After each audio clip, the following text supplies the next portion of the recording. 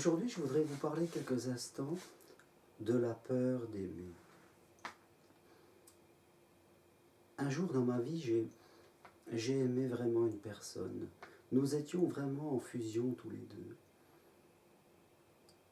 Et malheureusement, pour des faits de vie, nous nous sommes séparés. Nous nous sommes séparés alors même que je voulais rester avec elle, alors même que j'étais complètement amoureux d'elle. Quelques mois après, je travaillais en équipe dans mon travail et dans un groupe où vraiment je me sentais très très bien. Là aussi, pour des faits de vie, des faits qui parfois arrivent quand on travaille en groupe, nous nous sommes séparés. Et fait de compte, cette séparation, cette époque-là, pour ces lieux de travail, est venue juste se superposer sur cette séparation amoureuse que j'avais vécue quelques mois auparavant. Et c'est comme si à l'intérieur de moi, une partie de moi, plus ou moins consciente, avait créé le lien entre amour, entre engagement et séparation. C'est comme si mon cerveau avait tissé un câble jusqu'à mon cœur qui lui disait que aimer, s'engager, c'était prendre le risque, en tout cas de souffrir. Donc, d'une certaine façon, valait mieux éviter. Et cette sensation d'évitement, je l'ai ressentie quelques mois après parce que je rencontrais une autre personne.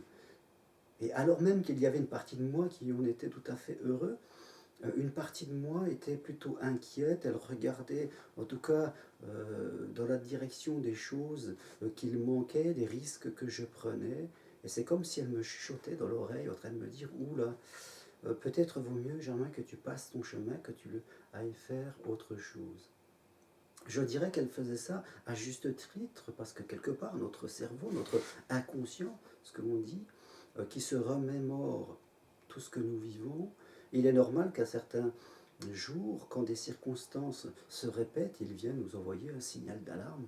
C'est un peu son travail, en tout cas, de nous prévenir au travers des expériences qu'il a enregistrées. La seule difficulté, c'est que quelquefois, en amour, nous avons une fâcheuse tendance à nous mentir à nous-mêmes. Je rencontre souvent des personnes qui me disent que, bien sûr, après avoir vécu des situations plutôt douloureuses, elles sont bien seules. Elles n'ont plus envie de rencontrer quelqu'un. Elles préfèrent rester comme elles sont.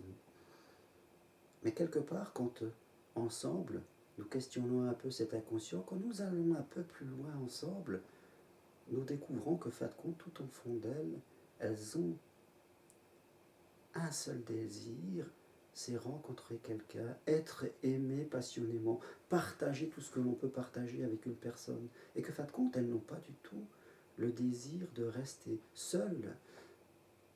Cette protection s'est mise en place justement par rapport aux expériences passées qu'elles ont vécues de façon malheureuse. Mais à l'intérieur d'elles-mêmes, de façon tout à fait authentique, elles ont le désir de vivre encore l'amour. Alors je crois que c'est important quand, quelle que soit notre situation, amoureuse ou autre, et qu'une partie de nous-mêmes nous renvoie à nouveau ce signal d'alarme, nous mettant dans une situation d'évitement, c'est important de se reconnecter à notre désir. C'est important de ne pas se mentir à nous-mêmes. Et fin de compte, quelquefois simplement d'arriver à mettre des mots et de se dire oui, tout au fond de moi j'ai envie d'aimer, tout au fond de moi j'ai envie de rencontrer quelqu'un, j'ai envie de partager encore cet amour et toutes ces choses du quotidien. Même si j'en ai peur, même si une partie de moi, à juste titre, craint encore une fois une rupture, une séparation et toutes les conséquences, je reconnais avec honnêteté à l'intérieur de moi que j'ai envie d'aimer.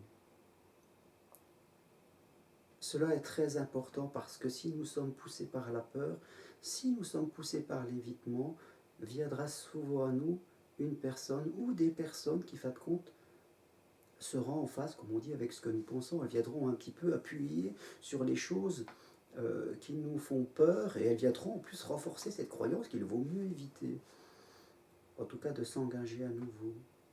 Alors même que si nous restons en grande partie connectés avec nos désirs d'aimer, de nous engager, là viendront à nous d'autres personnes qui peut-être seront mieux à même de combler ce que nous attendons.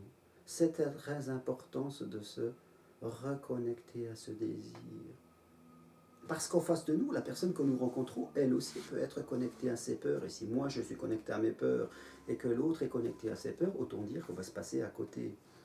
Donc c'est important d'avoir conscience qu'à l'intérieur de nous, il peut y avoir cette ambivalence, que l'autre aussi peut être dans l'ambivalence, mais que du fait que nous nous reconnectons à notre désir, le plus authentique, le plus profond, celui d'être aimé, nous pouvons attirer à nous d'autres personnes.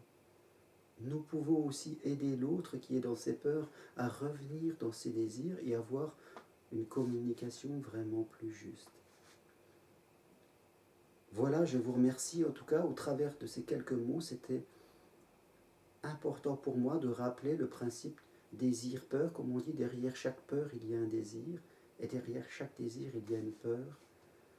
Mais c'est important pour nous de rester toujours connectés à notre désir qui correspond aux pulsions de vie, à ce que nous voulons vraiment au plus profond de nous-mêmes vivre de notre vie.